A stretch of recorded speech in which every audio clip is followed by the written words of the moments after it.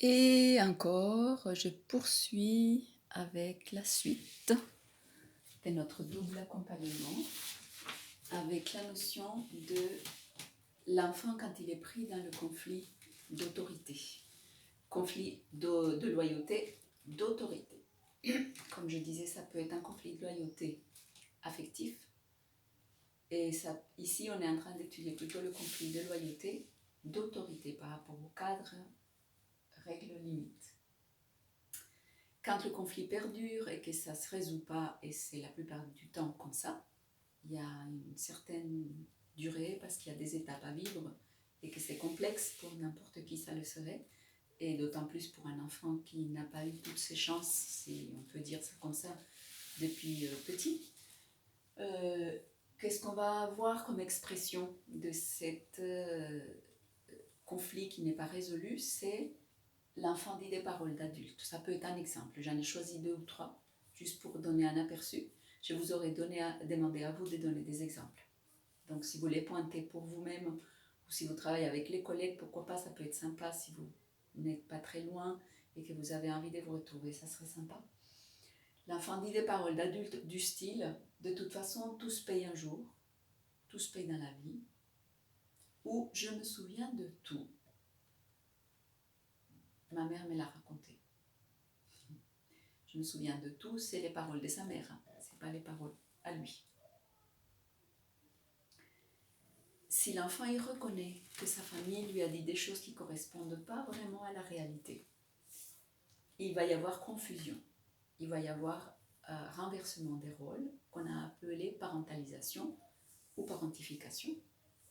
C'est lui qui sera en position de protection vis-à-vis des adultes et non pas l'inverse. Il va essayer de réparer ce qui a été atteint par le placement. Et le placement, il a fait une atteinte aussi au narcissisme de ses parents, plus plein d'autres choses. Donc il peut avoir des paroles comme « j'ai été placé, on a été trahi », pas des paroles d'un enfant. Donc là, il introjecte, il incorpore, comme on avait dit pour la double appartenance, partie 2, ce que le parent a dit, ce que le parent il ressent, lui, dans son fort intérieur. Un petit mot sur, enfin 2 ou 3, sur la loi 2016 et l'autorité parentale. Puisque la loi 2016 recentre à nouveau sur l'enfant, ils n'ont quand même pas oublié d'écrire, sans oublier les évolutions de la loi des mars 2007, c'est-à-dire ça ne porte pas atteinte aux lois des parents, c'est un rééquilibrage entre les droits de l'enfant et l'autorité parentale. On devrait plutôt le dire comme ça, parce qu'on dit que ça recentre à nouveau vis-à-vis de l'enfant, et c'est vrai qu'on donne des outils, mais toujours sans oublier les évolutions du 5 mars 2007, c'est-à-dire que les parents ont des droits, qu'il faut les respecter, qu'il faut les tenir au courant, qu'il faut les inviter aux réunions, qu'ils ont des droits et qu'il faut les respecter. Donc, un tout petit mot sur le partage, c'est-à-dire que le fait que ces parents gardent l'autorité parentale veut dire que l'aide sociale à l'enfance est dans l'obligation de lui transmettre des informations. Donc, ils sont préalablement informés, le titulaire de l'autorité parentale normalement, et l'enfant suivant son degré de maturité, hein, selon des modalités adaptées, sauf si c'est contraire à l'intérêt de l'enfant. Si le fait de donner une information à son parent peut nuire à l'enfant, on peut décider de ne pas respecter, ça, c'est inclus dans le respect de cette loi. On va passer à l'autorité parentale, dans le sens de comment la loi 2016 a donné des outils pour que l'autorité parentale soit retirée, qu'il y ait une déchéance d'autorité parentale, comment ça se pratique réellement. On est en 2020. Presque, on s'en va, enfin presque non, mais on s'en va vers 2021. Comment est-ce que ça a été appliqué ou pas? Est-ce que vous connaissez des parents à qui on a retiré l'autorité? Pardon. Qui peut retirer cette autorité et quand? Estimez-vous que c'est une bonne mesure? Je n'aurai pas votre réponse. Pour qui? Pourquoi? Alors, le retrait de l'autorité parentale, il est prévu que dans la loi 2016, on donne ce qu'on appelle la procédure de délaissement comme mesure supplémentaire ou complémentaire à ce qui était existant auparavant. Ça veut dire que si dans l'année, les membres de la famille n'ont pas montré un intérêt suffisant pour l'enfant, c'est le juge qui décidera ce que c'est qu'un intérêt suffisant pour l'enfant, on peut retirer leur autorité. Ça peut être déclaré à ce moment-là. Donc on garde cette notion d'une année, mais il ne suffit pas d'envoyer une petite carte postale ou de faire un appel téléphonique. Normalement, il devrait y avoir plus. Avant cette loi 2016, l'autorité était retirée dans des cas très spécifiques. Je vous les laisserai découvrir. Je les nomme juste rapidement comme ça. Si les parents étaient auteurs ou co-auteurs d'un crime sur l'enfant, si l'enfant avait commis lui-même un délit ou un crime, si les parents alcooliques consommant des stupéfiants ou se prostituant devant l'enfant.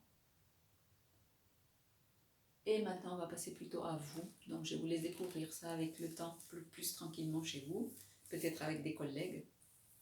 Comment faire vivre les parents? C'est ce que vous demande, vous, votre référentiel professionnel. Faire vivre les parents et leur autorité quand vous avez l'enfant dans la vie de l'enfant au quotidien. Donc, on va voir quelles sont les places des 3 agents d'autorité, c'est-à-dire les parents d'origine, vous, les parents d'accueil, et les référents éducatifs avec chef des services derrière, on va dire. Ça se passe donc à travers les actes usuels et non usuels qui s'établissent au moment du projet pour l'enfant. Alors, il y a des départements qui établissent le projet pour l'enfant, l'assistant familial est présent, d'autres départements qui font le choix de diviser cette réunion en 2 et de faire en sorte que les parents et vous ne soyez pas en même moment présents. Les actes usuels, c'est plus compliqué à indiquer que les non usuels parce que plus long aussi, hein, les actes usuels, c'est tous les jours, tout le temps. Donc parfois, on établit plutôt des listes d'actes non usuels. J'aurais aimé savoir si pour vous, les enfants que vous accueillez, ça a été déjà accompli. Donc voilà, le PPE, le projet pour l'enfant, définit les conditions de l'exercice de cette autorité à travers les actes usuels. Alors, quelles sont vos obligations à vous en tant qu'assistant familial vis-à-vis de ceux qui détiennent l'autorité parentale et quelles en sont les implications pour l'enfant? Donc, la première des choses que j'ai nommées rapidement, c'était vous avez comme mission l'accompagnement de l'enfant. J'ai marqué bien en rouge et souligné dans ses relations avec ses parents. Parce que souvent, j'ai des groupes qui confondent des professionnels, qui confondent et qui croient qu'ils ont, quand je parle de ça, ou la loi, ou le référentiel, ou quand on leur parle de ça, qu'ils croient qu'ils ont une obligation vis-à-vis des parents. C'est vis-à-vis des parents indirectement. Vous, votre obligation, c'est vis-à-vis de l'enfant. Je vous invite vraiment à le voir comme ça. Vous participez déjà aux réunions, donc dépendamment de votre département, de votre employeur, ça va être une réunion ou une autre. Je vous laisse découvrir et vivre ça selon votre employeur pour respecter cette autorité parentale. Mais vous avez à intégrer la présence des parents dans la vie de l'enfant, dans son esprit, si je puis dire comme ça, dans son psychisme. Donc votre travail à vous, c'est auprès de l'enfant. C'est pas auprès du parent, même si certains, vous pouvez les rencontrer. Mais je vous invite à vraiment focaliser sur comment accompagner le conflit d'autorité à l'intérieur de l'enfant. Lui faire comprendre qu'il peut aimer son parent, même s'il n'est pas d'accord, et la société non plus, avec ce comportement qu'il a eu, avec le comportement qu'il a eu vis-à-vis de lui ou vis-à-vis d'autrui. Donc vous les accompagnez, l'enfant et les autres personnes de la famille, à gérer les conflits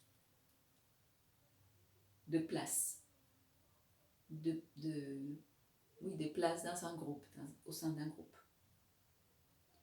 Qu'est-ce qui rend votre autorité légitime? Qu'est-ce qui fait ça? Donc, à travers quoi est-ce que vous avez une reconnaissance de la société qui vous place en tant que co-auteur de l'autorité parentale de la famille d'origine, puisque vous n'êtes pas les parents, vous n'avez pas cette autorité-là qui découle de ce fait, vous l'avez, mais indirectement du fait que vous faites partie de l'aide sociale à l'enfance, donc vous avez ces missions-là par délégation.